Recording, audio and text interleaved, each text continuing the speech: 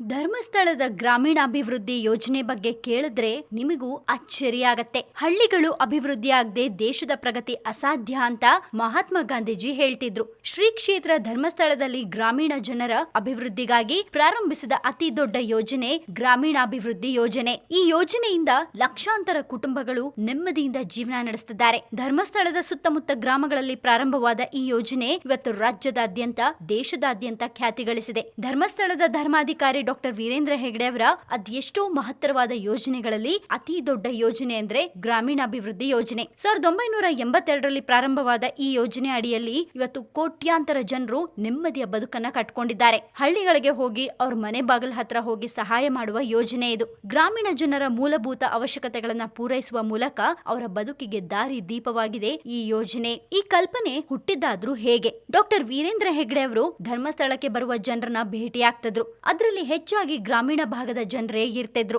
ಜನ ಸಂಪರ್ಕ ಶಕ್ತಿಯಿಂದಾನೇ ಗ್ರಾಮೀಣಾಭಿವೃದ್ಧಿ ಯೋಜನೆ ಅನ್ನೋ ಮಹತ್ತರವಾದ ಕಲ್ಪನೆ ಹುಟ್ಕೊಂಡಿದ್ದು. ಹೀಗೆ ಪ್ರಾರಂಭವಾದ ಈ ಯೋಜನೆ ಗ್ರಾಮೀಣ ಭಾಗದ ಜನರ ಕಷ್ಟಗಳಿಗೆ ನೆರವಾಗಿ ಕೋಟ್ಯಾಂತರ ಕುಟುಂಬಗಳ ಬದುಕಿಗೆ ದಾರಿ ಮಾಡಿಕೊಟ್ಟಿದೆ. ಈ ಯೋಜನೆ ಮೊದಲು ಧರ್ಮಸ್ಥಳದ ಹತ್ರ ಬೆಳತಂಗಡಿಯ 27 ಗ್ರಾಮಗಳಲ್ಲಿ ಶುರು ಮಾಡಲಾಯಿತು. ಯಾರೋ ಏನೋ ಸಹಾಯ ಮಾಡ್ತಾರೆ ಅಂತ ಆಲೋಚಿಸ್ತಾ ಕೂರೋದಕ್ಕಿಂತ ತಮ್ಮ ದುಡಿಮೆಯನ್ನ ತಾವೇ ಮಾಡ್ಕೋಬೇಕು ಅನ್ನೋ ಉದ್ದೇಶದಿಂದ ಪ್ರಾರಂಭವಾದ ಯೋಜನೆ ಇವತ್ತು ದೊಡ್ಡ ಮಟ್ಟದಲ್ಲಿ ಬೆಳೆದು ನಿಂತಿದೆ. ಸ್ವಸಹಾಯ ಸಂಘಗಳ ಸ್ಥಾಪನೆ, ಕಿರು ಆರ್ಥಿಕ ವ್ಯವಹಾರ ಪ್ರಾರಂಭ ಮಾಡೋ ಮೂಲಕ ಗ್ರಾಮೀಣ ಜನರ ಜೀವನಕ್ಕೆ ದಾರಿ ದೀಪವಾಗಿದೆ. ದುಡಿಯೋದೆ 3 ಹೊತ್ತಿನ ಊಟಕ್ಕಾಗಿ, ಆದ್ರೆ ಕೆಲಸ ಇಲ್ಲದೆ 1 ಹೊತ್ತಿನ ಊಟಕ್ಕೂ ಪರದಾಡುವ ಅದೆಷ್ಟೋ ಮಂದಿ ಇದ್ದಾರೆ. ಅಂತವರ ಹಸಿವನ್ನ ನೀಗಿಸಿದ ಯೋಜನೆ ಇದು. 1982ರಲ್ಲಿ ಆರಂಭವಾದ ಫುಡ್ ಫಾರ್ ವರ್ಕ್ ಯೋಜನೆಯಿಂದ ಗ್ರಾಮೀಣ ಭಾಗದ ರೈತರಿಗೆ ಕೃಷಿ ಉತ್ಪನ್ನ ನೀಡೋದು, ಧರ್ಮಸ್ಥಳದಿಂದ ಹಳ್ಳಿಗಳಿಗೆ ಅಕ್ಕಿ ವಿತರಣೆ ಮಾಡೋದು, ಧರ್ಮಸ್ಥಳದಿಂದ ಕಳುಹಿಸಲಾಗ್ತಿದ್ದ ಕ್ವಿಂಟಾಲ್ ಗಟ್ಲೆ ಅಕ್ಕಿ ಬಡ ಜನರ ಮನೆ ಸೇರಿ ಹಸಿದವರ ಹೊಟ್ಟೆ ತುಂಬಿಸ್ತಿತ್ತು. ಅಲ್ಪ ಕಾಲಕ್ಕೆ ಹೆಚ್ಚು ಆದಾಯ ಬರುವಂತಹ ಹೈನುಗಾರಿಕೆ, ತರಕಾರಿ ಕೃಷಿ, ಪುಷ್ಪ ಕೃಷಿಗೆ ಪ್ರೋತ್ಸಾಹ ಮಾಡೋದು ಮತ್ತೆ ಯುವಕ ಯುವತಿಯರಿಗೆ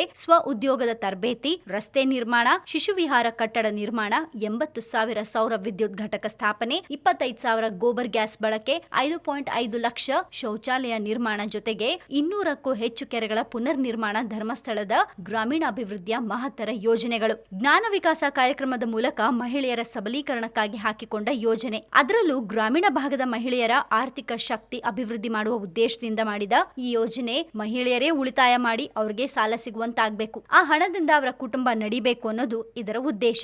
ಮದ್ಯಪಾನ ಸೇವನೆ ದೊಡ್ಡ ಪಿಡುಗಾಗಿ ಗ್ರಾಮೀಣ ಭಾಗದ ಅದೆಷ್ಟೋ ಕುಟುಂಬವನ್ನ ಕಾಡ್ತಿದೆ. ಕುಡಿತ ಅನ್ನೋದು ಎಷ್ಟೋ ಕುಟುಂಬಗಳ ಬದುಕನ್ನ ಕಿತ್ಕೊಂಡಿದೆ. ಇಂತಹ ಮದ್ಯಪಾನ ವ್ಯಸನಿಗಳು ಕುಡಿಯೋದನ್ನ ಬಿಡಿಸುವ ಮಹತ್ತರವಾದ ಯೋಜನೆ ಜನಜಾಗೃತಿ ಯೋಜನೆ. ಇದರಿಂದ ಲಕ್ಷಾಂತರ ಜನರು ಕುಡಿಯೋದನ್ನ ಬಿಟ್ಟಿದ್ದಾರೆ. ಅದೆಷ್ಟೋ ಕುಟುಂಬಗಳೀಗ ನೆಮ್ಮದಿಯಿಂದ ಜೀವನ ನಡೆಸ್ತಿವೆ. ಗ್ರಾಮೀಣ ಭಾಗದ ಜನರಿಗೆ ಬ್ಯಾಂಕಿನ ವ್ಯವಹಾರಗಳ ಬಗ್ಗೆ ಹೆಚ್ಚು ತಿಳಿಸೋಕೆ ಮಾಡಿರುವ ಯೋಜನೆ ಇದು. ಕಿರು ಆರ್ಥಿಕ ಯೋಜನೆ ಮೂಲಕ ಎಲ್ಲಾ ಗ್ರಾಮೀಣ ಜನರಿಗೆ, ಅದರಲ್ಲೂ ಕಡು ಬಡವರಿಗೆ ನೆರವಾಗುವ ಯೋಜನೆ ಇದು. 1996ರಲ್ಲಿ ಪ್ರಾರಂಭವಾದ ಈ ಯೋಜನೆ ರಾಷ್ಟ್ರ ಮಟ್ಟದಲ್ಲಿ ದೊಡ್ಡ ಯೋಜನೆಯಾಗಿ ಹೊರಹೊಮ್ಮಿದೆ. ಈ ಯೋಜನೆಯಿಂದ ಕೋಟಿಗಟ್ಟಲೆ ಹಣ ಬ್ಯಾಂಕ್ ಮತ್ತೆ ಬಡ ಜನರ ನಡುವೆ ಎಕ್ಸ್ಚೇಂಜ್ ಆಗ್ತಿದೆ. ಹೀಗೆ ಈ ಒಂದು ಧರ್ಮಸ್ಥಳದ ಗ್ರಾಮೀಣಾಭಿವೃದ್ಧಿ ಯೋಜನೆ ಬಡ ಕುಟುಂಬಗಳು ಖಂಡಿತ ನೆಮ್ಮದಿಯಿಂದ ಬದುಕುವಂತೆ ಮಾಡ್ತಿದೆ. ಇದರ ಹಿಂದಿನ ರೂವಾರಿ ಡಾಕ್ಟರ್ ವೀರೇಂದ್ರ ಹೆಗ್ಡೆ ಅವರು ಅನ್ನೋದನ್ನ ಮಾತ್ರ ನಾವು ಮರಿಬಾರ್ದು.